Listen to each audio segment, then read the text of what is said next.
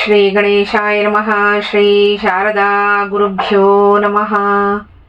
ಅಸಾಧ್ಯ ಸಾಧಕ ಸ್ವಾಮಿನ್ ಅಸಾಧ್ಯಂ ತವ ಕಿಂ ವದ. ರಾಮದೂತ ಕೃಪಾ ಸಿಂಧೋ ಮತ್ಕಾರ್ಯಂ ಸಾಧಯ ಪ್ರಭೋ. ಶ್ರೀ ಸುಂದರಕಾಂಡದ ಮುಂದಿನ ಸರ್ಗಗಳನ್ನ ಶ್ರವಣ ಮಾಡೋಣ. ಹನುಮಂತ ಹೇಳಿದ ಮಾತುಗಳನ್ನ ಕೇಳಿ ಕೋಪದಿಂದ ಕಿಡಿಯಾದ ರಾವಣೇಶ್ವರ ಹನುಮಂತನ ವಧೆಗೆ ಆಜ್ಞೆ ಮಾಡಿದ. ರಾವಣ ಕೋಪಗೊಂಡಿರೋದು ಮತ್ತೆ ದೂತನಾಗಿ ಬಂದ ಹನುಮಂತನ ವಧೆಗೆ ರಾವಣ ಆಜ್ಞೆ ಮಾಡಿರೋದನ್ನ ಮನಗಂಡ ವಿಭೀಷಣ ಅದಕ್ಕೆ ಅನುಮತಿಸಲಿಲ್ಲ. ಮುಂದೆ ತಾನು ಏನು ಮಾಡಬಹುದು ಅನ್ನೋದನ್ನ ಚಿಂತೆ ಮಾಡ್ತಾನೆ ವಿಭೀಷಣ. ತನ್ನ ಅಗ್ರಜನಿಗೆ ಹಿತಕರವಾದ ಮಾತುಗಳನ್ನ ಹೇಳ್ತಾನೆ. ರಾಜೇಂದ್ರ, ಕೋಪವನ್ನ ದೂರ ಮಾಡು. ಯುಕ್ತಾಯುಕ್ತ ವಿಷಯಗಳ ವಿವೇಕವನ್ನ ತಿಳಿದಿರೋ ಸತ್ಪುರುಷರಾದ ರಾಜರು ದೂತನನ್ನ ವಧಿಸಲ್ಲ. ಈ ಕಪಿಯನ್ನ ವಧಿಸೋದು ಧರ್ಮಕ್ಕೆ ವಿರುದ್ಧವಾಗಿದೆ. ಹಾಗೆ ನಿನ್ನ ಘನತೆಗೂ ತಕ್ಕ ಕಾರ್ಯ ಅಲ್ಲ ಇದು. ನೀನು ಧರ್ಮಜ್ಞ, ಕೃತಜ್ಞ, ರಾಜಧರ್ಮ ವಿಶಾರದ, ನೀನು ಪರಮಾರ್ಥವನ್ನ ತಿಳಿದವನಾಗಿದ್ದೀಯ. ನಿನ್ನಂತಹ ವಿದ್ವಾಂಸರು ಕೋಪಕ್ಕೆ ಒಳಗಾಗೋದಾದ್ರೆ ಶಾಸ್ತ್ರಜ್ಞಾನ ನಿಶ್ಚಯವಾಗಿಯೂ ವ್ಯರ್ಥವೇನೋ ಅಂತ ಭಾವಿಸಬೇಕಾಗತ್ತೆ. ಆದ್ರಿಂದ ಕಿಂಚಿತ್ತಾದ್ರೂ ಇವನ ವಿಷಯದಲ್ಲಿ ಚಿಂತನೆಯನ್ನು ಮಾಡು ಅಂತ ಹೇಳ್ತಾನೆ. ವಿಭೀಷಣನ ಮಾತನ್ನ ಕೇಳಿ ರಾವಣ ಕೋಪದಿಂದ, ನೋಡು, ಪಾಪಿಷ್ಠರನ್ನ ವಧಿಸೋದ್ರಿಂದ ಯಾವ ಪಾಪವೂ ನನಗೆ ಬರಲ್ಲ. ನಾನು ಈ ವಾನರನನ್ನ ವಧಿಸಿಯೇ ತೀರ್ತೀನಿ ಅಂದ. ವಿಭೀಷಣ ಹೇಳ್ತಾನೆ, ಲಂಕೇಶ್ವರ, ಧರ್ಮಾರ್ಥ ತತ್ವದಿಂದ ಕೂಡಿರೋ ಈ ನನ್ನ ಮಾತನ್ನ ಕೇಳು. ಸ್ವಾಮಿಯ ಸಂದೇಶವನ್ನ ತಿಳಿಸೋಕೆ ಬಂದ ದೂತರನ್ನ ಯಾವುದೇ ಕಾರಣದಿಂದಲೂ ಯಾವ ಕಾಲದಲ್ಲೂ ವಧೆ ಮಾಡಬಾರ್ದು ಅಂತ ಸತ್ಪುರುಷರು ಹೇಳ್ತಾರೆ. ಊಹಿಸೋಕೂ ಅಸಾಧ್ಯವಾದಷ್ಟು ಅಪ್ರಿಯವಾದ ಕಾರ್ಯವನ್ನೇ ಇವನು ಮಾಡಿರಬಹುದು. ಇವನು ನಮಗೆ ಪ್ರಬಲವಾದ ಶತ್ರು ಅಂತನೇ ತಿಳಿದರೂ ಇವನೊಬ್ಬ ದೂತ ಅಷ್ಟೇ.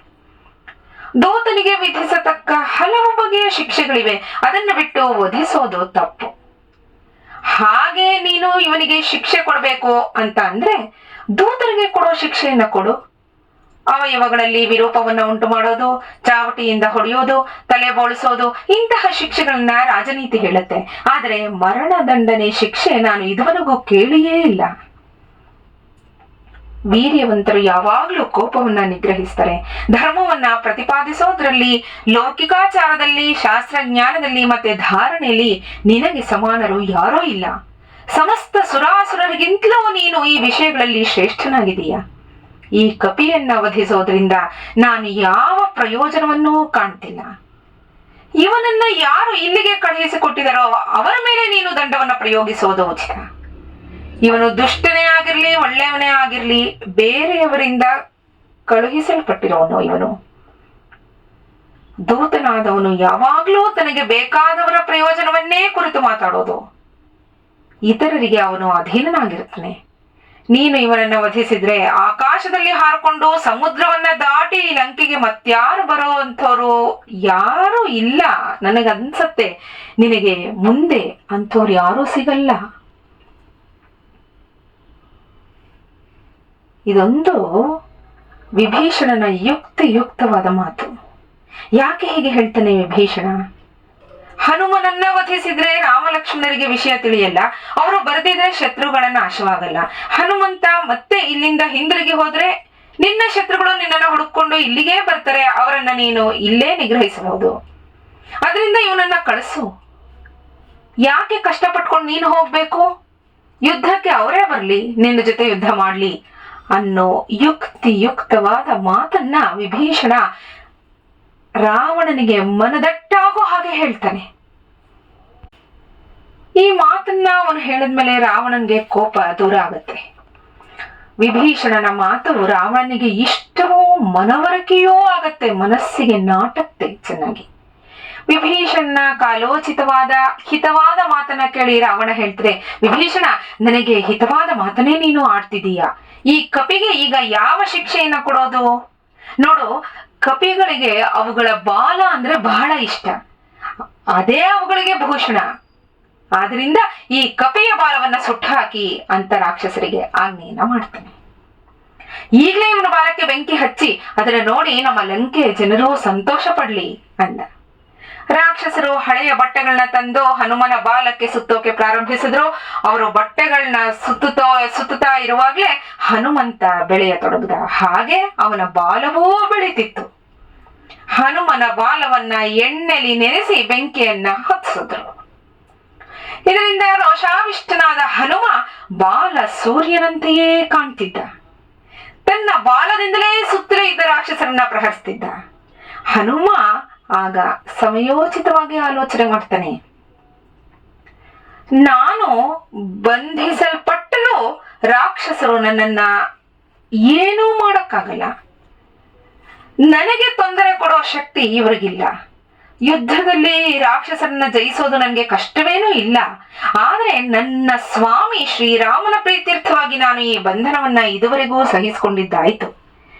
ಇನ್ನು ನಾನು ಪುನಃ ಲಂಕೆಯಲ್ಲಿ ಸುತ್ತಾಡಬೇಕಾಗಿದೆ. ನಾನು ಈ ಹಿಂದೆ ರಾತ್ರಿ ಹೊತ್ತಿನಲ್ಲಿ ಇಲ್ಲೆಲ್ಲ ಸುತ್ತಾಡಿದ್ದೆ. ಹೇಗೂ ನನ್ನ ಬಾಲಕ್ಕೆ ಬೆಂಕಿ ಹಚ್ಚಿಬಿಟ್ಟಿದ್ದಾರೆ, ಇದರಿಂದ ನನಗೆ ಯಾವ ಆಯಾಸವೂ ಆಗಲ್ಲ ಅಂತ ಅಂದ್ಕೊಂಡು ಅವನು ಸುಮ್ಮನೆ ಹಾಗೆ ರಾಕ್ಷಸರು ಎಲ್ಲೆಲ್ಲಿ ಎಳ್ಕೊಂಡು ಹೋಗ್ತಾರೋ ಅಲ್ಲಿಗೆ ಹೋಗ್ತಾ ಇದ್ದ. ಈ ವಾನರನ್ನ ಲಂಕಾಪಟ್ಟಣದ ಇಡೀ ಜನ ನೋಡ್ಲಿ ಅಂತ ಲಂಕೆಯ ವಿಚಿತ್ರವಾದ 7 ಅಂತಸ್ತುಗಳ ಮೇಲೆ, ಚೌಕಗಳಲ್ಲಿ, ನಿಗೂಢ ಸ್ಥಳಗಳಲ್ಲಿ, ರಾಜಮಾರ್ಗಗಳಲ್ಲಿ, ಕಾಲುದಾರಿಗಳಲ್ಲಿ, ಹೀಗೆ ಎಲ್ಲ ಕಡೆಯೂ ರಾಕ್ಷಸರು ಹನುಮನನ್ನ ಸುತ್ತಾಡಿಸಿದ್ರು. ಅಕಸ್ಮಾತ್ತಾಗಿ ಅವನು ಆ ಹಿಂದೆ ನೋಡದಿದ್ದ ಜಾಗಗಳನ್ನೂ ಹನುಮ ಈಗ ಬೆಳಕಿನಲ್ಲೇ ನೋಡಿದಾಗಾಯ್ತು. ಗೂಢಚಾರ ಸಿಕ್ಬಿದ್ದಿದ್ದಾನೆ, ಎಲ್ಲರೂ ನೋಡಿ ಅಂತ ಡಂಗೂರ ಹೊಡಿಸಿ ಸುತ್ತಾಡಿಸಿದ್ರು. ಆ ಬಾಲವೃದ್ಧರಾದಿಯಾಗಿ ಲಂಕೆಯ ಜನರೆಲ್ಲರೂ ಹನುಮನನ್ನ ನೋಡೋಕೆ ಬಂದ್ರು. ರಾಕ್ಷಸಿಯರು ಸೀತೆ ಬಳಿ ಬಂದು, ಸೀತೆ, ಕೆಂಪು ಮೂತಿಯ ಕಪಿಯೊಂದು ನಿನ್ನ ಜೊತೆ ಮಾತಾಡ್ತಿತ್ತಲ್ಲ, ಆ ಕಪಿಯ ಬಾಲ ಈಗ ದಗದಗ ಅಂತ ಉರಿತಿದೆ.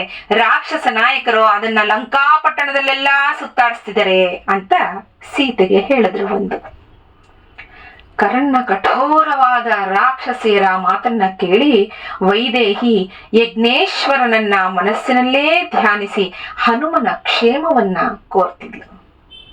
ಆಗ ಹನುಮಂತನ ಬಾಲಕ್ಕೆ ಹಚ್ಚಿದ್ದ ಬೆಂಕಿ ಪ್ರದಕ್ಷಿಣಾಕಾರವಾಗಿ ತಿರುಗ್ತಿದ್ವು. ವಾಯುದೇವ ಮಗನ ಬಾಲದಲ್ಲಿ ಬೆಂಕಿಯೊಡನೆ ಸೇರಿಕೊಂಡು ಹಿಮವತ್ ಪರ್ವತದಲ್ಲಿ ಬೀಸೋ ಶೀತಲವಾದ ವಾಯುವಿನಷ್ಟು ತಂಪಾಗಿ ಬೀಸ್ತಾ ಸೀತಾದೇವಿಯ ಮನಸ್ಸಿಗೆ ಸಮಾಧಾನವನ್ನ ಉಂಟು ಮಾಡಿದ. ಇತ್ತ ಮಾರುತಿ ಯೋಚಿಸ್ತಾನೆ, ಅಲ್ಲ, ನನ್ನ ಬಾಲ ಧಗಧಗ ಅಂತ ಉರಿತಿದ್ರು ನನಗೆ ಸ್ವಲ್ಪವೂ ಯಾತನೆ ಆಗ್ತಿಲ್ವಲ್ಲ. ಬಾಲದ ತುದಿನೇ ಮಂಜುಗಡ್ಡೆ ಇಟ್ಟಿರೋ ಹಾಗೆ ಭಾಸವಾಗ್ತಿದೆಯಲ್ಲ. ಇದು ಶ್ರೀರಾಮನ ಪ್ರಭಾವದಿಂದ ಹೀಗಾಗ್ತಾ ಇದೆ. ಸೀತಾದೇವಿಯ ದಯಾಪರತೆಯಿಂದ, ಹಾಗೆ ಅಗ್ನಿಗೆ ಮತ್ತೆ ನನ್ನ ತಂದೆಗೆ ಇರೋ ಗೆಳೆತನದಿಂದ ಅಗ್ನಿ ನನ್ನನ್ನ ಸುಡ್ತಿಲ್ಲ. ಶ್ರೀರಾಮನ ಸಂಪೂರ್ಣ ಅನುಗ್ರಹವನ್ನ ಪಡೆದಿರೋ ನನ್ನನ್ನ ಈ ರಾಕ್ಷಸರು ಏನು ತಾನೇ ಮಾಡೋಕೆ ಸಾಧ್ಯ ಅಂತ ಅನ್ಕೊಂಡು ಹನುಮಂತ ತಕ್ಷಣವೇ ತನ್ನನ್ನ ಬಂಧಿಸಿದ್ದ ಹಗ್ಗಗಳನ್ನ ಕ್ಷಣ ಮಾತ್ರದಲ್ಲಿ ಕತ್ತರಿಸಿ ವೇಗವಾಗಿ ಮೇಲಕ್ಕೆ ಹಾರಿ ಸಿಂಹನಾದ ಮಾಡಿದ. ಹಾಗೆ ಲಂಕೆಯ ಮಹಾದ್ವಾರಕ್ಕೆ ಹಾರಿ ಹೋದ. ಮರುಕ್ಷಣವೇ ದೇಹವನ್ನ ಸಣ್ಣದಾಗಿಸಿಕೊಂಡು ಪುರದ್ವಾರವನ್ನ ಕಾಯುತ್ತಿದ್ದ ರಾಕ್ಷಸರನ್ನ ಸದೆಬಡ್ದ. ಸ್ನೇಹಿತರೆ, ನಾಳೆ ಮುಂದಿನ ಸರ್ಗವನ್ನ ಶ್ರವಣ ಮಾಡೋಣ. ಶ್ರೀರಾಮ ಜಯ ರಾಮ, ಜಯ ಜಯ ರಾಮ. ನಮಸ್ಕಾರ.